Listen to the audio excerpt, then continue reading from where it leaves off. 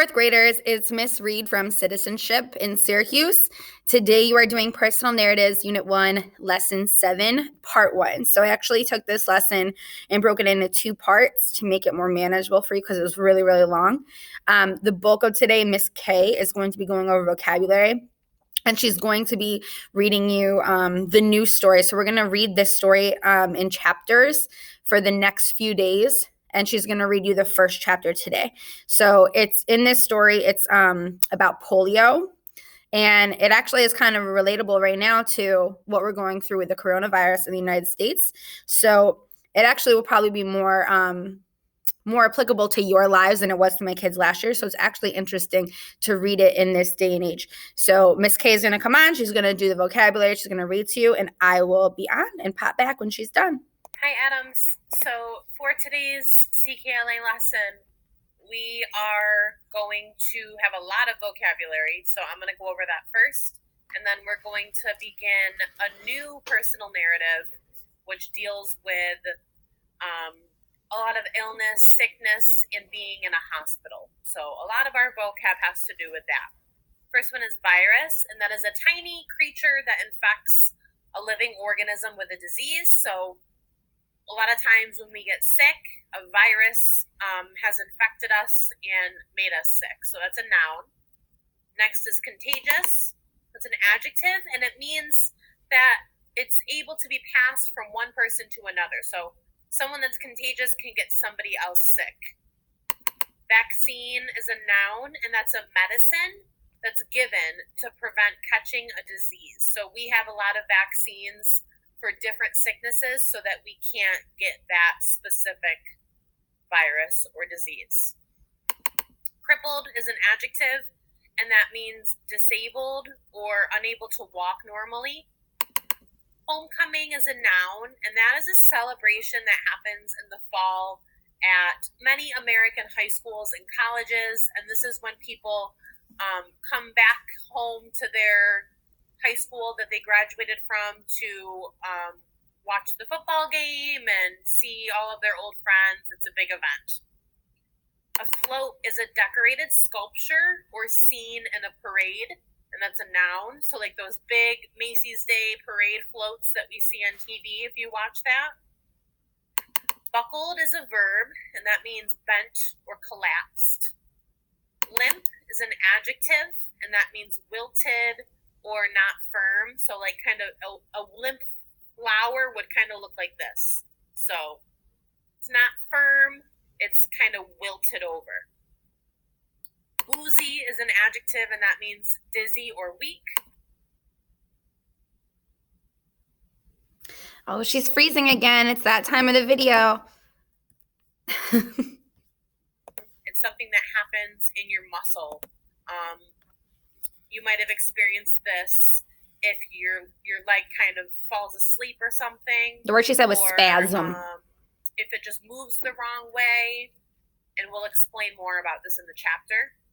A spinal tap, that's a noun, and it's a test that doctors can take when someone is sick, and they take fluid from around the spinal cord, which is in your back. So they're testing that fluid to see what's going on in your body.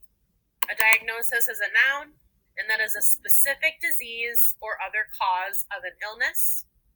So that is what is wrong with someone when they are sick. To contaminate is to infect. It's a verb. Glisten is a verb. It means to shine. And an isolation ward is a section of a hospital where infectious patients stay. So if someone has a contagious disease, they're going to stay in this isolation ward so they can't get anyone else sick. So that is a noun. It's a place. And then the last one is chronological.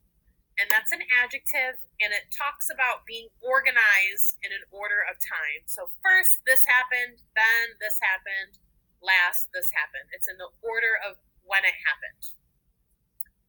Okay, now we are going to read. So this is from a text, Small Steps, The Year I Got Polio, and we are going to read Chapter 1, The Diagnosis, Part 1, and this is by Peg Carrot.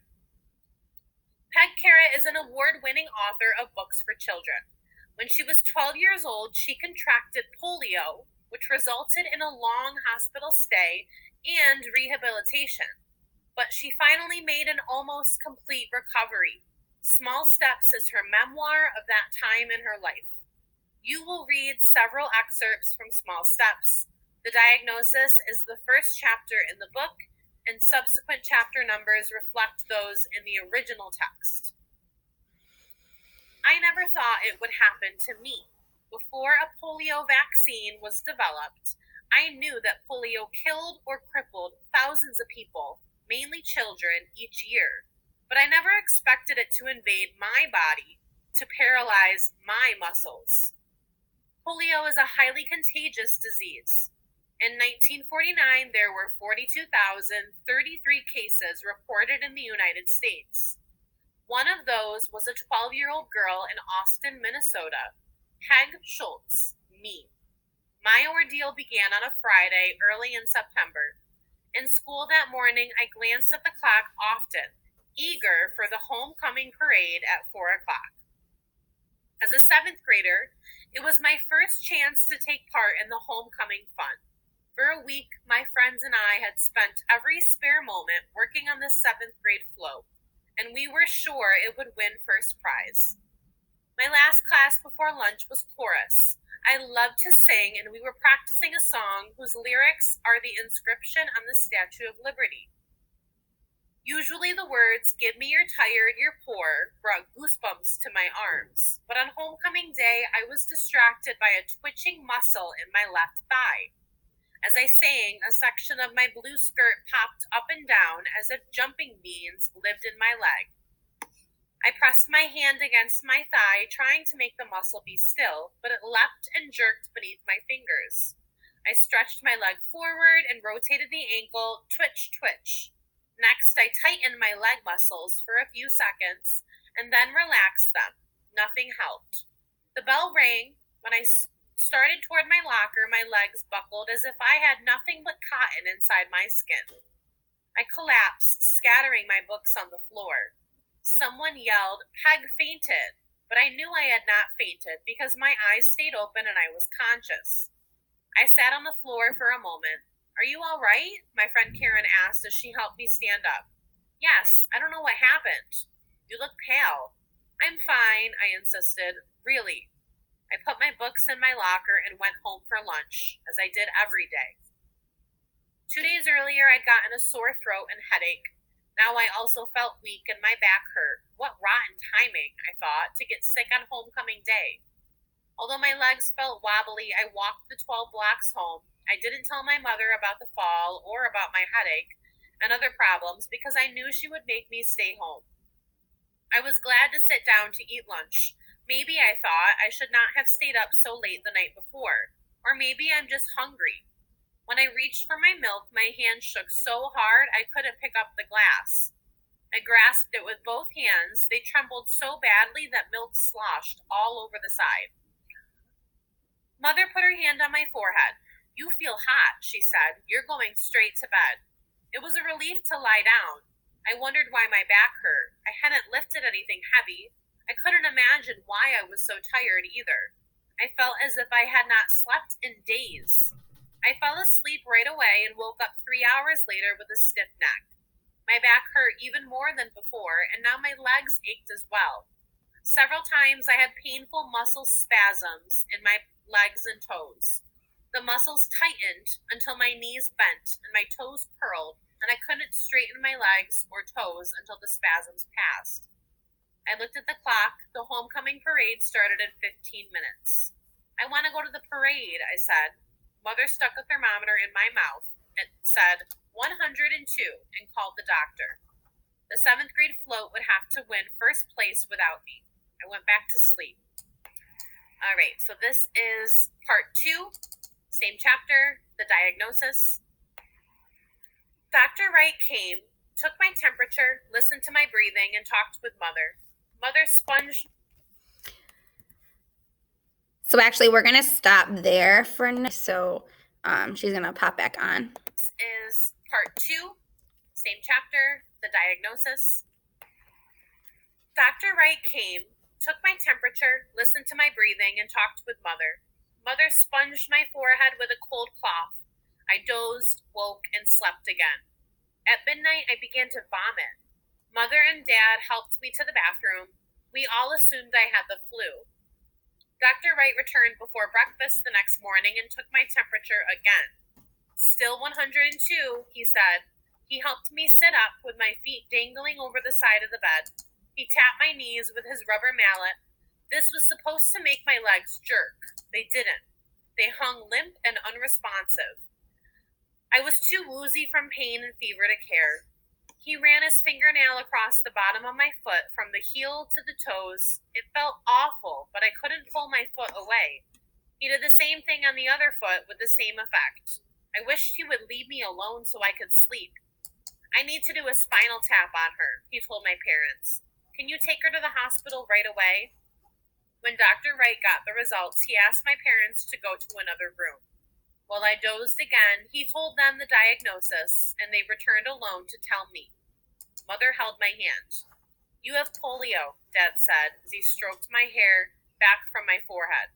You will need to go to a special hospital for polio patients in Minneapolis. Polio? Panic shot through me and I began to cry. How could I have polio? I didn't know anyone who had the disease. Where did the virus come from? How did it get in my body? I didn't want to have polio. I didn't want to leave my family and go to a hospital 100 miles away. As we drove home to pack, I sat slumped in the back seat. How long will I have to stay in the hospital? I asked. Until you're well, Mother said. When we got home, I was not allowed to leave the car, not even to say goodbye to Grandpa, who lived with us, or to BJ, my dog. We could not take a chance of spreading the deadly virus. Our orders were strict. I must contaminate no one. Karen called, Mother said when she returned with a suitcase. The 7th grade float won second prize. I was too sick and frightened to care. Grandpa waved at me through the car window. Tears glistened on his cheeks, and I had never seen my grandfather cry. Later that morning, I walked into the isolation ward of the Sheltering Arms Hospital in Minneapolis and went to bed in a private room. No one was allowed in except the doctors and nurses, and they wore masks. My parents stood outside on the grass, waving bravely and blowing kisses through the window. Exhausted, feverish, and scared, I fell asleep. When I woke up, I was paralyzed. All right, so I know that was very long. So I know that was kind of long, but I know that Miss K mentioned this in the video, but I wanted to go over it one more time. She talked about chronological order. So when something is told in chronological order, it's told in the order of time that it happened. So if I was telling about my morning routine, again, the very first thing I would say is that I woke up, right? So what you're going to do now is you are going to, well, when you get to Seesaw, you have an activity in there, and you are going to write the order of main events in the diagnosis part 1. And you can do part 2 as well, and 2. So, like, I just changed it. The very first thing that you would most likely write, I'm going to give you a freebie here. The very first thing that you would probably write is that when Peg is in chorus, her leg starts to, like, twitch and spasm. Right? That's like the first thing that she notices that something is wrong, is because her leg starts like going kind of crazy in chorus, and she falls down. Right? So that would be like the very first thing you would write, and you would write the major events. Don't write every single thing that happens, because not every little single thing is super important, but make sure you write them in the order that they happen. Review real quick. Nouns. A noun is a person, place, thing, or idea. I told you we're going to talk about ideas today. So these are all examples of nouns. So people, these are all nouns who are people. Sister, Mr. Eckert, fireman, lady, Ariana Grande. So you can see these people are specific people, but they're also people that you don't necessarily know. Places, school, home, Disney World, Applebee's, store. So again, a couple of those are like specific, like Applebee's is a specific restaurant. But restaurant itself could also just be a noun. Things, we have football, Xbox, Netflix, television, book. So again, some specific and some non-specific, but they're all things. So they're all nouns. And last but not least, ideas. I told you we talked about this yesterday, but Ideas are things that you cannot actually touch. So love, right? You can't touch love, but it's something that you can feel. Kindness, like you can show somebody kindness, but you can't actually touch